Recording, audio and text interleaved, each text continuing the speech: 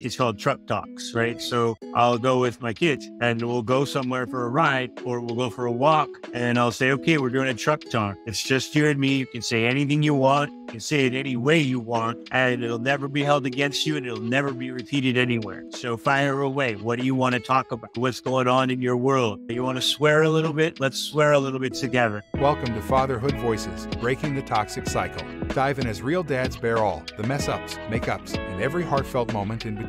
It's raw, it's real, and it might just change the way you see family. Welcome to another edition of Fatherhood.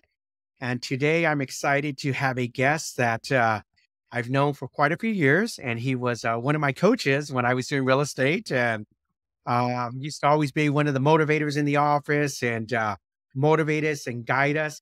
Kind of, now that I think about it, almost kind of like a fatherly figure, you know?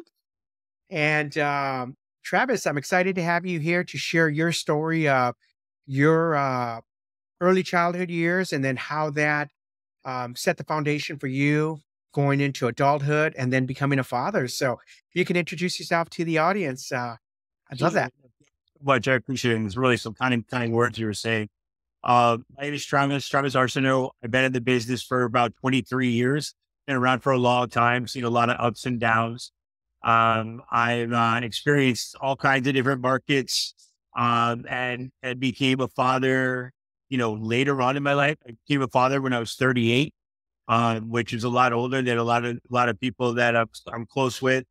And I think that was a benefit for me, being an older father, having a little bit more experience, than being able to kind of experience life on the side. So I was never looking like I missed something or that, fatherhood held me back from, being me, you know what I mean? Or developing myself. So, it's always been a blessing to me. I did not have, my father was not a part of my life. At a certain point, he kind of moved on and we haven't spoken in a long time. And, that's always, been a challenge for me growing up. But, I've always told anyone that I was close with that type of an experience has helped me develop in what not to do. And so, I've learned the lesson, and kind of, reverse and then learning it head on. That's been beneficial for me to be able to keep my mindset of where it needs to be about what I'm trying to, who I'm trying to become. So it's been helpful. But it's been good. Fatherhood Voices, it came from, me having this awakening and realizing how much damage I caused to my children. Sure. And, I was a narcissist, and that's how I approached my business. That's how I approached, my family life.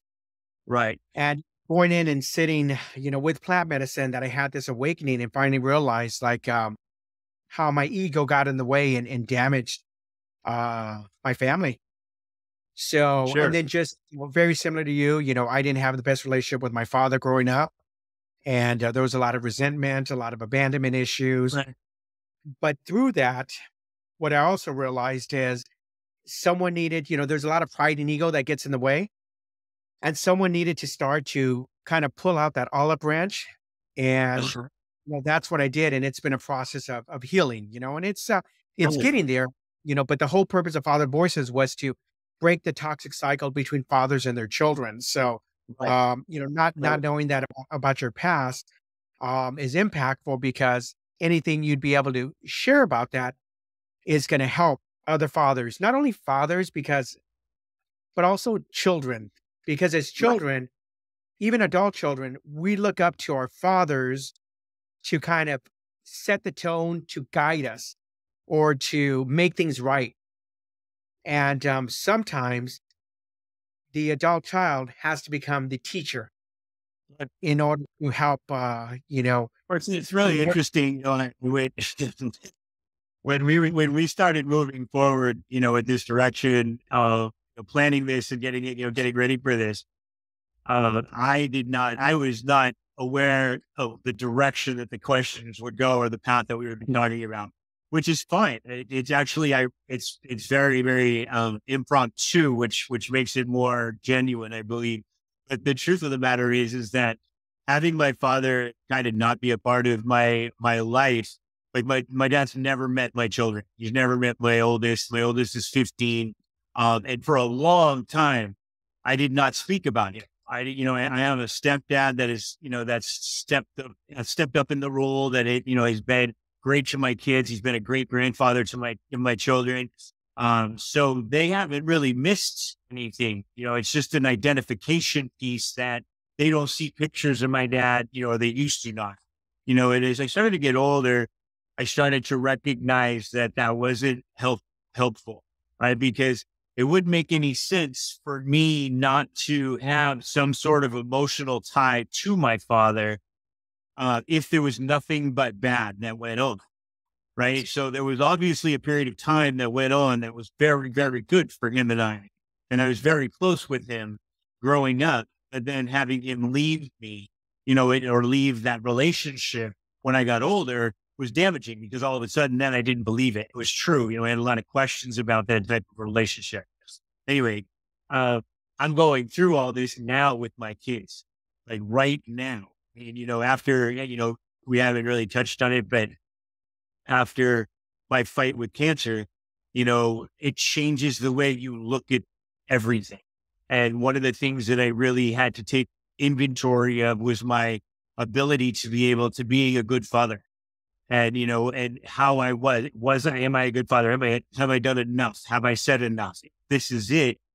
Have I accomplished enough to make them be able to do the things they need to do without me present? And so start to really think about all of these different things, and my father being one of those things. And so we've been talking a lot about him lately. I just recently, for the first time, ever asked my 15-year-old if he had any interest in meeting me, because, depending on how that chapter of that book goes, whether it's open, like you've, had your experience, or whether it doesn't open, but I make my efforts to have that be the case. I have to be okay with whatever the result is. I have to be okay with that. And so, yeah, so that's something that we're going through. I mean, like literally, last night, the night before, sitting with my son, talking to him about that very topic. Wow. One of the things that we've developed is we developed this journal, and it's a 52-week journal to start to have the conversations with our fathers about things that maybe we wouldn't have because we don't have that open communication or dialogue, but it kind of Yeah. eases with some basic questions, but then it asks the tough questions to start to get answers, because Yeah. I think we deserve some answers at some point. Right. And especially with your journey. And like I said, prayers for you. I followed your journey on Facebook, of cancer and so forth. And I can see that can definitely change your perspective, facing, life or death. And then just wondering, like, have I shown up? Have I done everything that I can to not only provide for my family, but also provide emotionally and psychologically and physically? Right. Um, You go through that thing, you go through the thought process of what ifs, there's a lot of what ifs that occur, and so you go through that list of the what ifs, your, those are the things when you go through that list in your mind, those are the things that are most important to you, right? That's the list of the things that like you need to really focus on, that's the difference in the world. And so my family, my wife, my children, my parents, my close friends, those were the things that immediately came to, awareness and heightened awareness. Um, but when you're talking about like, you're wanting answers, you said you wanted answers, and I had to create a lot of that stuff on my own, right? I had to, being a father now, now I look at it differently. I have to tell you that me becoming a father was not good for my relationship with my dad, because I recognize that there's nothing I wouldn't do for my children. You know what I mean? Never in the world. There isn't anything that could keep me away from them. There's nothing that would keep me quiet from them. I mean, unless it was, their wish that I stop, doing that. So I had to make up my own understanding of it, because if you don't make an understanding with that piece and you never find it, you'll wrestle with it forever. You'll wrestle with that piece of it forever. It will always be a part of you. And I had people come to me and talk to me about this very relationship of how it affected my cancer and how that affected my body and the different things that are going on in my sickness and whatnot. So all of it affects everything. And you bring up a good point because, sometimes you have to just forgive yourself first and then you can forgive. And I'm just going to say your father, but you can love him from a distance. Sure. You set up healthy boundaries, and whether or not that connection ever happens, you're right. You may not get the answers that you need. But even forgiving him doesn't condone his actions, but Sure. at least it allows you to move on especially because, like I said, with cancer, so forth, energy has a lot to do with it, just your body, Yeah. the mind, and Right. so forth. So, there's a physical Right. piece. There's also that movement of not wanting to drain yourself psychologically because you have all this crap going on, I in mean, your that's just powerful life advice. How many rocks are you going to carry in your backpack? It's time to unload the rocks, and you can't carry them around all the time. They get heavy in your back. You start to carry that resentments or the things like that you may manifest from the relationships that didn't go the way that you hoped for. But if you continue to live there, if you live in that space, you're going to be, very challenged. It's a very challenging life, and so everything I had to make, I had to make peace with everything. I had to make peace with all of it right down the line. A lot of the peace that I was able to make with my father was the fact that I recognized that he may not have been given the tools that I have, or that you have, or that other fathers have growing up. Maybe he wasn't around. Maybe his parents weren't great with him. I don't know. But the bottom line is what the effort has become is to break that chain. And, I talked about it with my wife. I've talked about it with my oldest. I've had that conversation with him. And I was like, this is a rare experience for you because we are breaking the cycle. I said, there's been a long line of, men, unfortunately, in our family that haven't been as true to their needs of their partners and their children as they should have been. And our goal is to break that chain. No, absolutely. And full transparency, I was a shitty dad. And it's only in the last 4 or 5 years that I recognized, the hurt and pain I caused. And now it's Sure. that process of correcting, correcting. And yeah, I can use, I didn't know any better, or it's just what I've learned from my father and what he learned from his father. But at the end of the day, there were tools out there. There were books out there. There was social Right. media. So if it was important to me, I could have really stepped into my power, just like I did with my business, and I could have Yeah. educated myself. But it's Yeah. just, It's a matter of that mesh, right? It's a matter of how it meshes into your life and into your world, right? And I, I, I discovered a great deal of change needed to occur for me when I evaluated my marriage, when I took a strong look at that piece of my life, and and and how that affected my relationship with my children and how that affected her relationship with their children. And I realized there I will join you with that where I was an ass. I needed to make some changes there. I needed to show her more support. I needed to show her more um, respect. And that was something it has become very important, a very big priority of mine, because I understand if that piece of my life is under good control and under good energy, then the rest of the things fall into place, and so it all starts there for me. And that's been something that's been really helpful as well. it sounds like one of the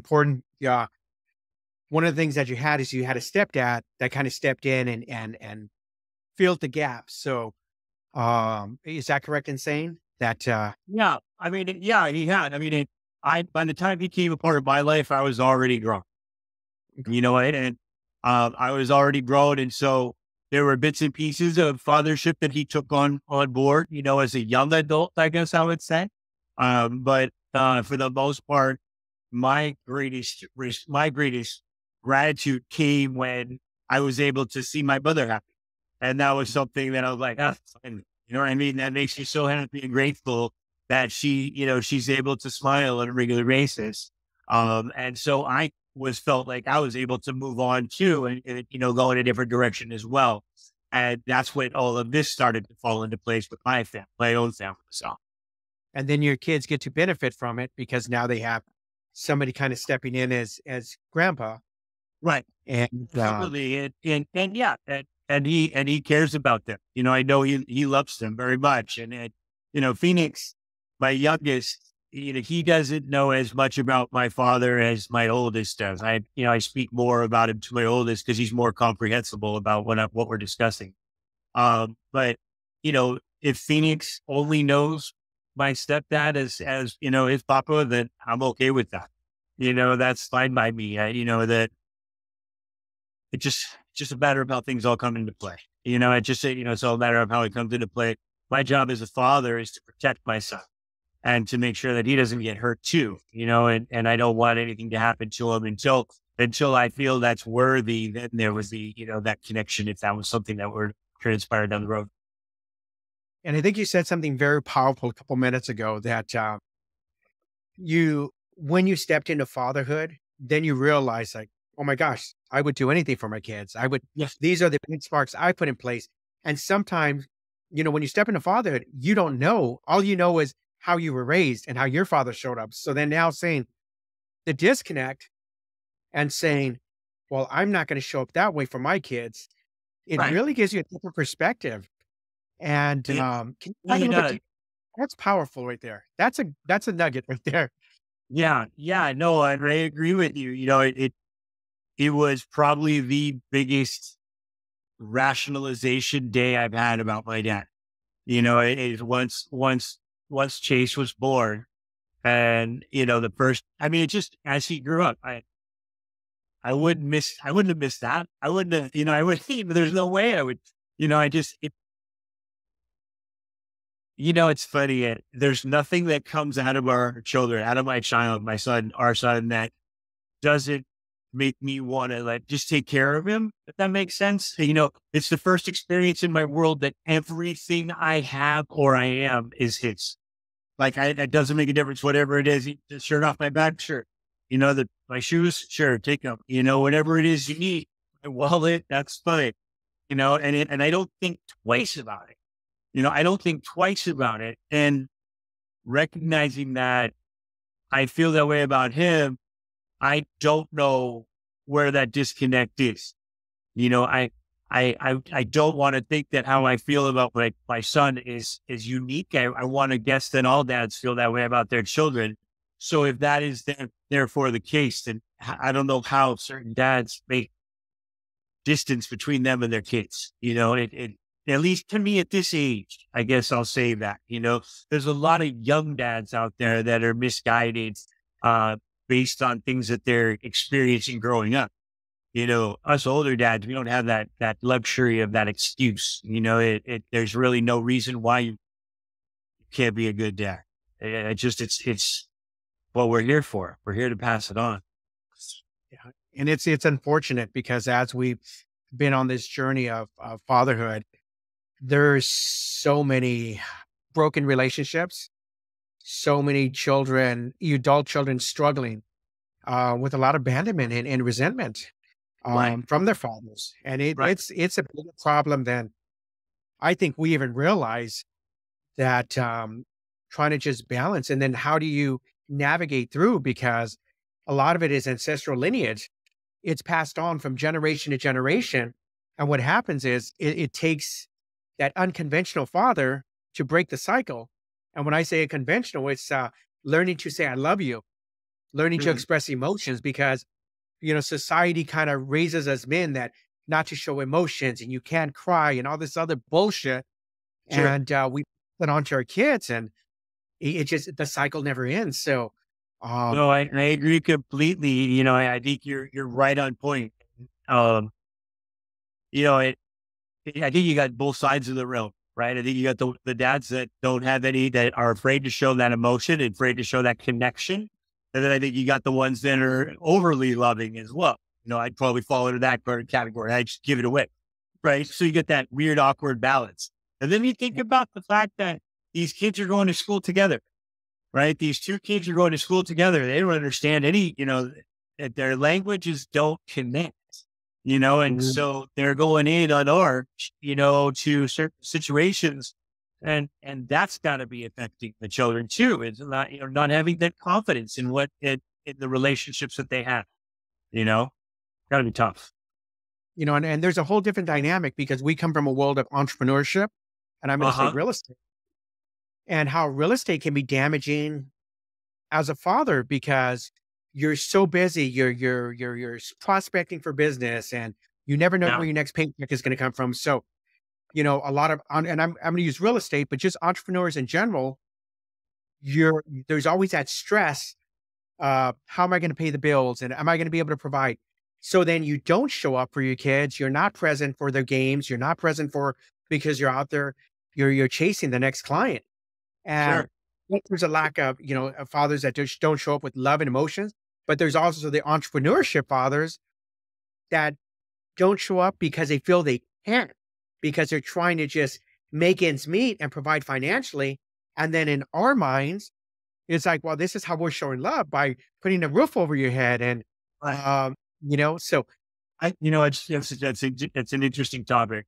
There's one broker that I worked for at one point, in my career, and he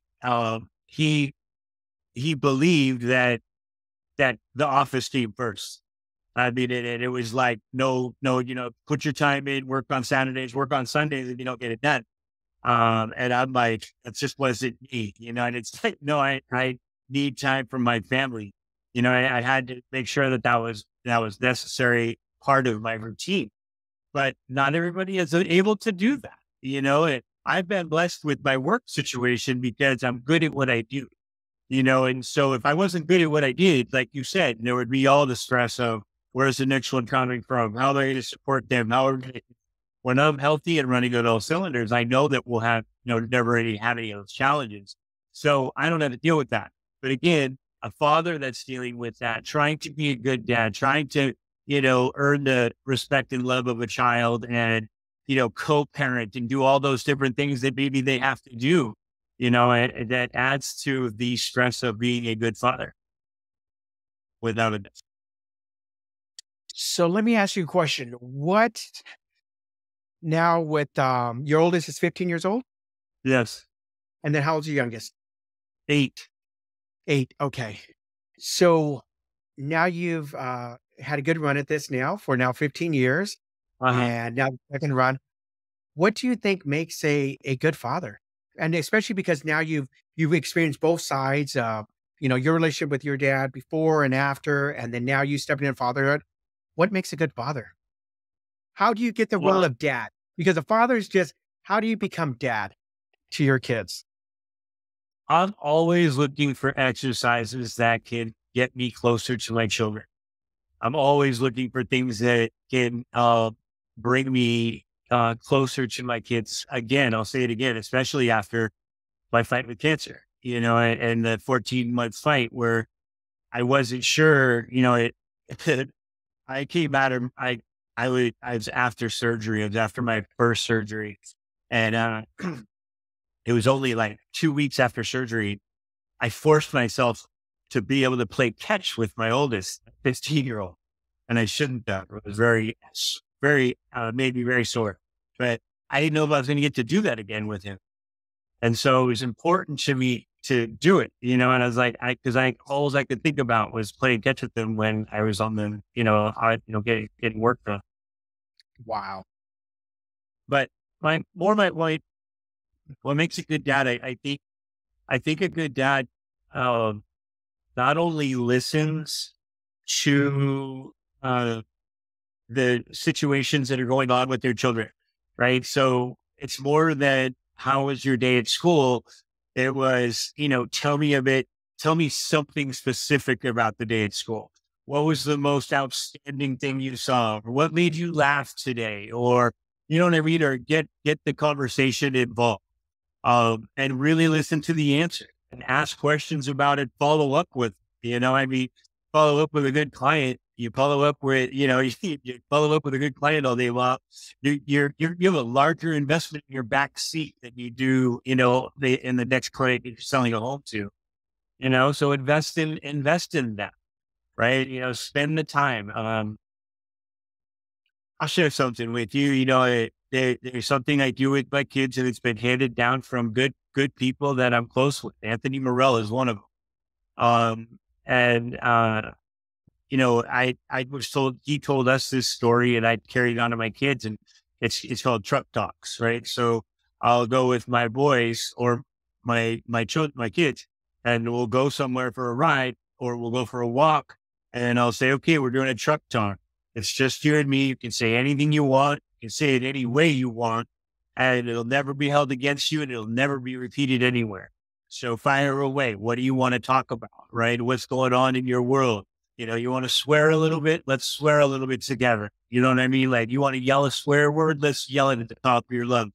And it opens them up to be able to believe in the fact that you're really caring about what they're talking about. And that's when you win. That's when you really win. And it's funny. I think my wife and I can communicate without really communicating. You know what I'm saying? And I'm sure you have it with your wife as well, where you can kind of look across the room and know what they're thinking, or maybe a couple of gestures, and you have that connection. But that same thing happens with your children. I mean, involve them in that, praise them on, communicating without communicating together. That's energy that you guys are sharing that, they're picking up on. Right. And so, I try and do that with them. I try and listen as best I can, and understand, not how his day sounds to me, but how his day sounds to him. My 8-year-old, when he was getting, at the beginning of the school year, he was getting bullied by a couple of kids.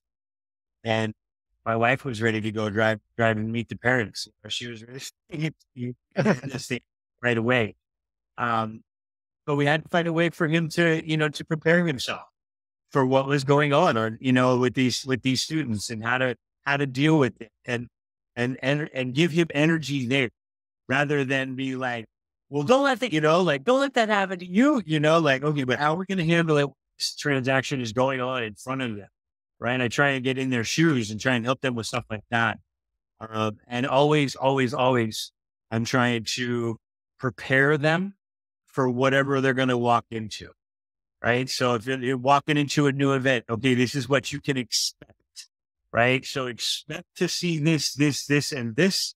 And so when they go and they do experience a couple of those things that I told them to look out for, then they feel comfortable and they can make good decisions based on their energy level not skyrocketing because something threw them off that they weren't prepared for. So let me ask you a question, because you brought up a hot topic that we experience as parents at some point in our children's lives, bullying. So how did you guys handle that? You know what? This school did not. We went to the school. We went to the teacher and to the principal, and talked to them about it, and that we weren't really super jazzed over how they handled it. And so we were kind of forced to handle it on our own, how to deal with that, but the way to stop bullying is to build, to build their self-confidence, is to praise your child, and to share with him. We do a lot of what do you think's going on at home for that child? For Johnny, what do you think's going on at home? It must be tough at home for Johnny. What do you think's going on at home for him? If he's coming to school and he's acting like that, what do you think he's dealing with? I don't know, Dad. We start talking about that. We start talking about Johnny's problems, so that the next time my child's faced with Johnny's problems, he's immediately going to feel bad. It's okay. It's okay, John. You know what I'm saying? And a lot of times I know that will defuse the problem because it'll confuse the hell out of a smaller brain, and so my wife and I really work hard at trying to be able to prepare them and give them the confidence that they need to be able to, to deal with that. It's something that's come up more than once. I try and really share with them. Okay, well, it's going to happen again. So what are we going to do this time when it comes around? And so Yeah. You've gone to the school, teacher, principal, you've done the what ifs. And I'm sorry, but sometimes Johnny just needs a fucking punch in the nose. Like I'm sorry, but sometimes it just has to happen. no, And and there's been a couple of occasions where we both have said to Phoenix, defend yourself. You know what I yes, mean? Defend yourself, whatever you have to do. And I said to him, told him how to. I taught him how to defend himself. I told him where to go. I said, go right to Johnny's nose. I said, he won't be able to see anything, and it'll hurt. His eyes will water. And I said, it'll probably be over. But I'm not going to encourage violence for him. I don't want him both out to yes. feed, but you definitely want him to know what he's going to have to do if he's going to have to do something. My son's soft spoken. I mean, he's 100. That's who he is. I don't think there'll be that many problems. Yeah. And although we don't advocate violence, I know when my daughters were bullied, putting them in martial arts, Yeah, it taught them a lot because it was about protecting themselves, but it also just um, gave them that clarity and that mental right, toughness. But right. but the one thing that that happens with bullying is if it's not addressed when they're younger, it follows them from elementary school to junior high school to high school. Like it's hard to shake that as they get older, and it's like it's almost better to deal with it and address it and be done because these are the kids that they're going to see for the next 10, 15 years. And unless it's nipped Right. in the bud, And this is how the teasing happens and it just gets worse and worse. So what's funny yeah, is that when you said that, I thought you were referring to the bullies, right? The bullies are going to continue just to be bad. They're going to continue to do the same things. They're going to continue to treat people that way. And that's true also. As they grow up, they're going to continue to do it. And generally that comes from home. I think something's happening at home where, there's some kind of bullying going on or somebody's being treated somehow that they're not, that they're learning it from somewhere. Again, they don't just pick that up off the street. Yeah. you brought something up when you said truck talk. Yeah. I did it someone in Houston long ago, and they talked about how a couple times a year her parents would do what was called amnesty. One day for 24 hours, I think it was 2 or 3 times a year, where they could share anything. I snuck out the house, I tried drugs, I drank, and there would be no consequences. Oh, But that parents' way of having a connection with their children that just 2 or 3 times a year, you can share so we can get a pulse on what's going on. that's cool. And, Well, I thought that was powerful. So then when you said the yeah. truck talk, kind of reminded me of that, of just being able to Yeah. just express or get out whatever's on your mind or whatever's bothering you. So, uh, I just saw the other day too a dad that was having troubles with some of the same topics. Getting close to their children and getting sharing that time. And he said he changed. He just one simple change. He said once a week he goes on a walk with each of his kids at night, like or sunset or whatever. He just takes them for a walk and they talk just the whole time. Like tell me what's going on, open up, and blah blah blah. Everybody outside the fresh air. It's kind of just helps out kids with getting feeling comfortable. I think it's super important. Even just the one-on-one time is a big deal too. I think that's important too, to be able to create that time. yeah, one things you said that stood out was how you take, your kids out for a drive to just go spend time with them. We started this foundation called Fatherhood Voices Foundation. And one of the things we're doing is we are going to create these fishing experiences where a Cool. father can go out with his children and spend the day. But then we're going to, we're in the process of creating like a structured process so they can have conversations. It's not just you go out on this fishing trip for the day and then you're stuck on the phone. No, it's going to be a place where there's no reception and maybe there's a deck of cards and it's going to force these interactions I because love a it. lot of fathers don't know how to talk to their children. They Sure. don't know how to feel the lyrics. When you talked about when your kids come home, you're not just talking surface level, but you're peeling into their day. And I love that because as parents, most of us don't do that. We're okay with, hey, Johnny, how was your day? Oh, it was good. Oh, did you do your work? Yes. And then they just move on. But we're But not really taking the time to find out like what's really going on with our kids because there could be stuff bothering them, but because we're not taking the time to peel through the layers, right. we never I'll know. ask, I'll ask my kids. I'll ask my kids a lot. I'll ask them about their lunch because that's their free time. Tell me about your lunch. Did you have lunch with? Oh, we had lunch. I had lunch with so and so and so and so. Really, what you just talk about? I know you guys, must be hanging out a lot now. Not, I don't know, whatever. And, you just try to dive a little deeper. It really means a lot to them. Especially if you start to know their friends a little bit. You ask about them and so forth. We're in a world of freaking screens. I mean, these things they, they suck them in and my wife and I are always in a constant battle with how to get, more time off of those, so that they're more time interacting with one another and having those conversations. It's going to be a lost art at some point, is being able to have those deep conversations because so few people are doing it. So I think that's great that the foundation is doing that, kind of helping guide that direction and that path for them to be able to understand a little better, because there is a lot of learning that needs to go on between father and son. I always look for best practices that I can take and turn into some type of PDF or some type of worksheet that we can give to fathers and even parents in general. But you said something that really stood out, and I'm going to take that concept and I'm going to borrow that and I'm going to turn it into something. And you said, well, when we talk about business, we want to know our customer, so the KYC, know your customer. And we want to dive deeper into, and I'll just use real estate.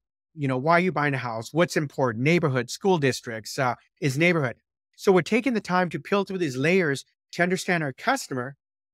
But instead of a KYC for knowing your customer, we're now going to create something called knowing your children. And we're going to create some questions that are going to peel through the layers because you said something that stood out. And I don't remember how you said it, but I'm going to paraphrase. Basically, what you were saying was, we're going to get more value out of peeling the layers with our children than we are with a transaction. A transaction is going to come and go, but it's your most valuable investment. It's the most valuable investment that you'll ever make in the world is your children. I mean, it's everything. It's everything. And so, you're right. We talk to your clients, you dive deep, you find out what's important to them and what their motivation is. It's the same thing with children though. We're so quick to disassociate a feeling that's going on or somebody gets upset about something. You shouldn't feel that way. It's going to be all right. It's going to be all right. Blah, blah, blah, blah, blah, blah, blah. Rather than tell me why this is making you feel that way. What is it that's making you feel upset right now? Or what was it that he did that made you feel that way? Or why did you react that way? Can you think about that for a second? And, you start to break it down and literally I can see it with my son. I can see him kind of put the pieces together. And then he all of a sudden it's a different, different energy, a different entity, so we try and diffuse it as best we can. Yeah. By just identifying more what he's doing. Huh? No, it's powerful. It's going to be called a KYC. Know your children, and underneath, your most powerful investment. Yeah, I see it already. I see the PDF, and then it's going to be a guide. It's going to be a guide for a one page that parents can sit down at the table with their children during dinner and run through the list, and eventually it'll become memorization, and you won't need the sheet, and you'll be able to just peel through the layers. I love this. This is powerful. And you know what? Here's the real kicker for you. We teach our children. I teach my children to ask a lot of questions because I've been taught to ask a lot of questions. That's how I was raised. And that's how I was raised in business as well. The more questions you ask, the better you are prepared. Correct. I found out that our kids don't ask questions to each other. Like my 15-year-old either, I'll ask him about a friend of his at school. And yet, I don't know. And I'm like, why don't you know? It's your friend, dive in there, find out more about you, get the questions going. And so you asking your children more questions is going to make them ask their friends more questions, which in turn makes them better communicators and better people and better friends because they're learning more about different things that are around them, which is better preparing them for the world. It doesn't do anybody any good to stay quiet. I think a lot of, just in talking to you and just, knowing how you were just a big motivator in the office and a coach and so forth. I didn't make this connection till right now when you were talking, but I think there's a lot of tools that we have as entrepreneurs, especially in sales, Well, for that sure. we can mesh into how we raise our children. Mhm. And like I said, the one you talked about, just asking a lot of questions or knowing your children and peeling through the layers. So Following up, right? Following yeah, up, not just asking one question, coming back the next day after, how did that go? I know you were going to try and do this. How'd that go for you? Was that successful or whatever? But yeah, I mean, all of it. And so I feel like entrepreneurship is more of creating a successful human. I mean, and that's all really life is. It's just we're trying to create successful humans and create positive energy that is taken out there amongst the world that, your kids can use it, subscribe to it, positive thinking, and being a motivator. It, it rubs off on my kids, the kids start to act the same way. They start to do the same things. They start to, practice the same habits. Once your kids start practicing the same habits as you, you're in good shape as long as you have good ones. You want to good find one. out, you want to, you want to find out what you're bad at. You want to find out what you're no good at. Look at what your children struggle with. You look at what your children struggle with, and that is what you are no good at. Right? It's true. It's really true. I mean, you can go right down the list. I can see it in my son. My son's a procrastinator. I know that I procrastinate way too much. He falls into that habit, that hat trap, and maybe he's good at it now. But do you want him to have that habit forever? You try to break. Okay, I got to change that. They start becoming more prepared for certain things, so that they see that too, right? Because all they're doing is mirroring what you're doing. It's funny that you say that because I know when I was in school, working on my degree, I would know about an assignment for a week. And then the day before, I'm running through stressed out, trying to crank it out, 15, 20 page APA format, paper. And then I look back at my oldest, and when she was in school, she did the same crap. So you're correct. They mirror you. And I didn't make the connection to right now when you said that. But when you said, if you want to know what you're bad at, look at your children. And that's a perfect It's example. Yeah, funny because most people will say, if you want to know what you're good at, look at your children, but that's not true. If you want to know what you're bad at, look at your children and look what they struggle with, because those are the things that you struggle with too. It's really kind of clear when you look at it that way. It is all about teaching your children how to communicate better to get better information to help them. It like our 15-year-old, our high schooler, I try and teach him to interview his teachers to find out what the things are that they're looking for, right? Just like you would in work, interviewing in a listing appointment. Find out what's important to your teacher, Chase. What's your teacher looking for? Not what you want to turn in, but what is your teacher looking for? And once you find those things out, you know what I mean? The formula becomes a lot easier for him. And that's again, just trying to prepare him as best you can for, your life. wow. Let me ask you about the cancer that came into your life and how that impacted you. Sure. Because when something like that happens, it brings life and death to realization. It's the fear of the unknown and what's going to happen and how has that journey been with from finding out that how'd you find out, number one, because that's important because as men we don't go and get tested. And I've now run through a couple of friends that have passed away because they didn't go and get their annual checks. Right. And then how has that shown Sure. up for you? Yeah, no, If you don't mind absolutely. sharing. No, I appreciate it. I appreciate you asking it. it was definitely a life-changing experience. There's nothing like it out there. I don't think, never that I've experienced, but, uh, I, I was going through, I had some, I had a flip on the market. I was in the middle of trying to close out a transaction that I was invested in. And I was working at the office, running the recruiting and different things with the office and managing a couple other transactions at the time. So I had a lot of balls up in the air. And then I was under a lot of stress. And then my body was kind of going haywire. I was having a bunch of challenges. I was running to the restroom all the time. Um, I thought I was stricken with uh,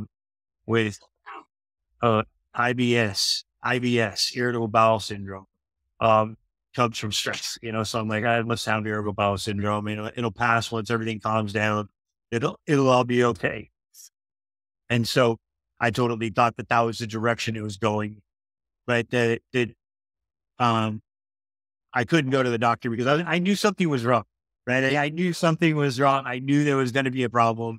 I knew that, I knew that they were going to shut me down, to take care of me at some point. I didn't know what it was at the time, but I knew they were going to shut me down to get me well. So I just kept pressing through, just kept going, kept going, kept going. Finally, they did a test where they took a stool sample of mine, and they recognized that there was blood in the stool sample. And so they scheduled me for an emergency colonoscopy. Um, and on December 20th, yeah, December 20th, I went in for the colonoscopy, and on the table when I came to, the doctor that did the surgery, that did the colonoscopy, said, you have cancer. And I was like, whoa, what? My wife and I were present. And we were both like, what are you talking about? I was like, okay, great. So you didn't go in there and get it out. What do? You cut it out right now? Or what, how would you handle this? And he's like, no, this is a long process. You need to kind of buckle down. And so, I went through the process of, getting myself situated. You build a medical team that comes in and helps you, with all facets of it, your chemotherapy, your radiologist, all the different things that you're going to need. And so we put the team together and started down the road, about 15 months ago. So December 20th, I was diagnosed. I was beginning the process for treatment. I was beginning chemo probably 45 days after that. And so I started chemo. I went through 7 rounds of chemo, and I thought I was done. They ran some more tests, and I was not anywhere close to done. They gave me then 28 consecutive chemo and radiology treatments in a row every single day. I walked around with a tape, carried a little pouch full of chemo that was always kind of administering it to me. And the radiology, I had to go to the hospital every day to get the radiology, Monday through Friday. And that's when kind of the craziness started. The radiation was really tough on me. The side effects were extreme. I was burnt everywhere on my body. My lips were toast. I had cold sores all over inside. My body was actual scorched and burned from some of the treatment and so forth. But I had to keep going. It was never really an option for me. When I first started this approach, I was taught, to never give up, to never fold. So I just took the faith that I was going to beat this. And that was my mindset the whole way. And so, I got started with all the treatment, and I was really lucky, but on a side note, I was really lucky. A mentor of mine, that has gone through this also, Joe G. Raphael. I'm sure you know him from Las Vegas, the Las Vegas market.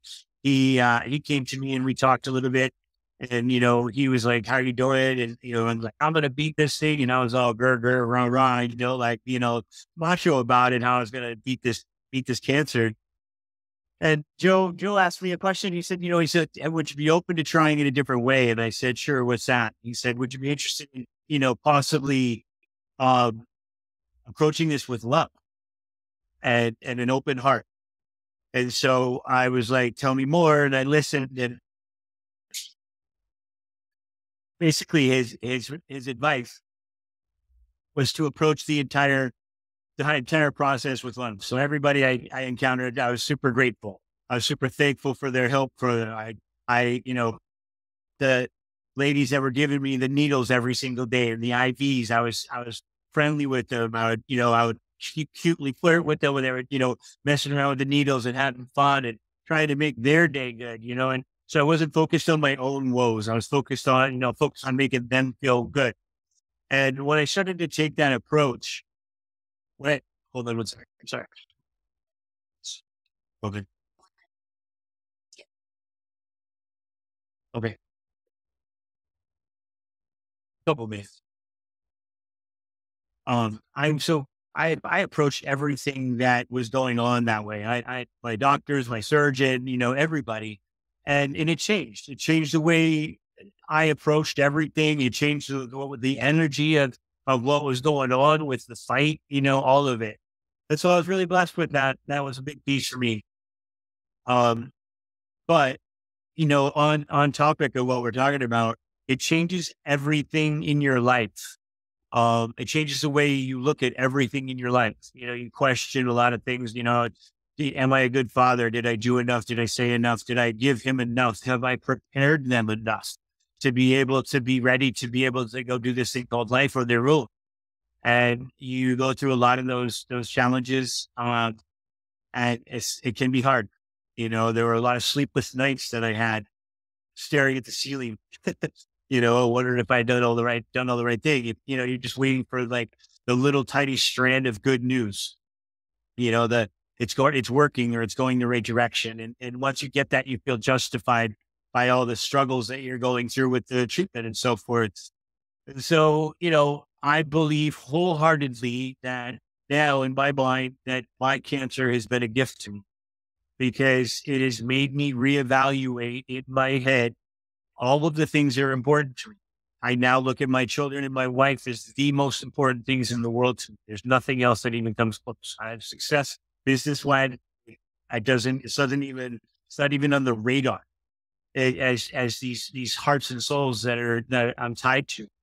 And so I believe it's going to make me, and it has made me a better husband and a better father because I've taken the time to evaluate those things because I recognize how important they are to have when they were almost taken away. And I don't think anyone can really understand the value of anything in your life until it's threatened to be taken from you. And that's when you really kind of evaluate things differently. Wow. Now, do you follow Dr. Joe Dispenza? No, I don't know. Okay, so I'm going to challenge you to look up Dr. Joe Dispenza. Okay.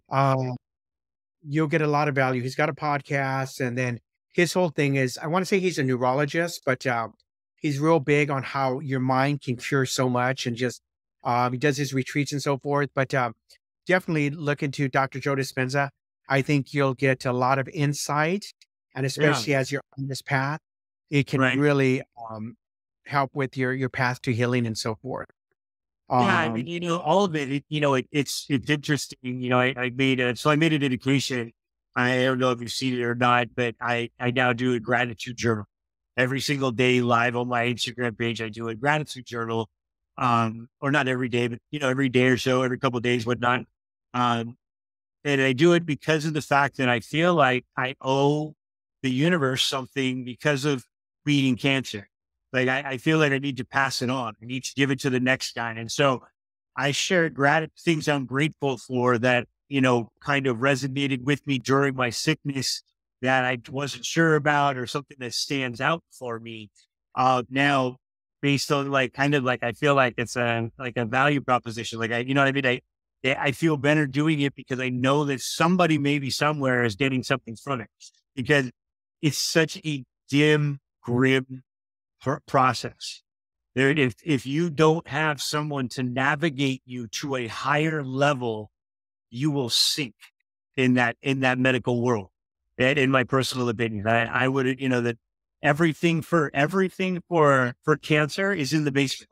You know why? because of the treatment center, the radiology, the x-rays, the things like that. Everything's in the basement. So there's no windows down, and so these poor people are coming out of there, getting treatment and leaving and going home into their dark little homes with no hope, and so I felt that I was able to bring some of that to the table when I would come for treatment.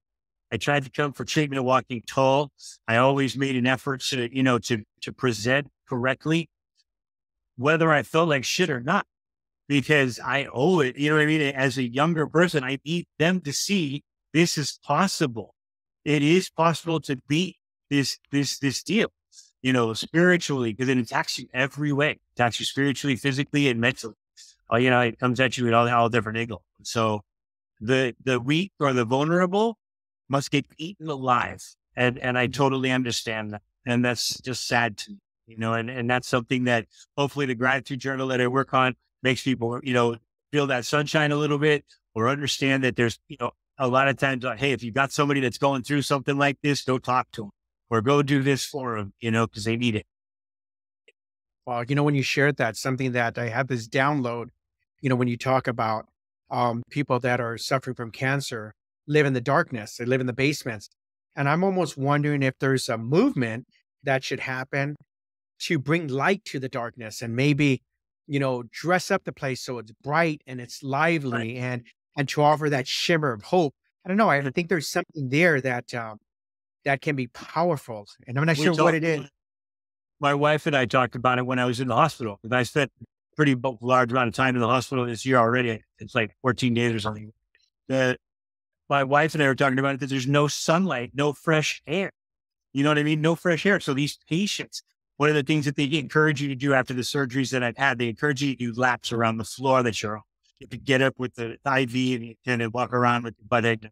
And so you see it all these rooms, and so you see these poor people that are just suffering, trying to get well, but haven't been outside in 2 weeks to ground themselves, to feel the fresh air, to feel the sun, to get their toes in the grass or whatever they got to do. My wife and I are like, we're going to start hijacking people and like running them aside so they feel better. So, Wow. You yeah. know, what? Wow, this was a powerful, powerful episode. Any closing thoughts as we wrap this up? This was powerful. No, I mean,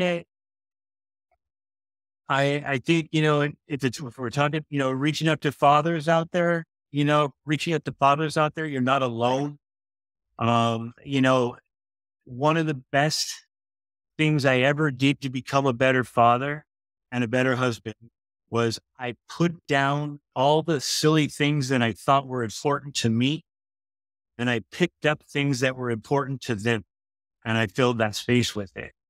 And so, I think there's a level of, um, not being too selfish that needs to occur in your growth and in your development. But the cool thing is you don't have to do it alone. Right? I am listening for things all the time that like, I'm going to incorporate that. I'm going to use that too. I'm going to take that to the house, because I think that collecting those things is what it's all about. And then you have this great basket of stuff that you can go to at any time, and you're not alone, and you're able to kind of become a better person and father through it. Wow. Well, thank you so much. Thank This you, has man. I been really appreciate this. This has been great. It's been great catching up, and I really appreciate the time and the things that you're doing. I think they're all fantastic, and I look forward to see what's next on your agenda. no, thank you. And we're going to call this a wrap for Fatherhood Voices, and where we are looking to break the toxic cycle between fathers and their children. Thank you. Absolutely. Thank you, buddy.